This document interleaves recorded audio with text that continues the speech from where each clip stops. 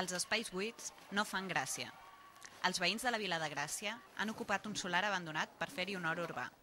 Reivindiquen la manca d'espais d'ús col·lectiu per crear un punt de trobada i integració. La nostra idea és que agrupaments, escoles, casals de jubilats o gent qualsevol del barri faci seus aquests espais, els cuidi, els hi doni una utilitat. Un grup d'enginyers agrònoms col·labora en el projecte assessorant els veïns sobre les condicions bàsiques que ha de tenir l'hort. L'hort urbà necessita sol, aigua, terra i molt d'amor. Tot el barri col·laborarà en la gestió de l'hort. Al matí, els jubilats aniran a regar.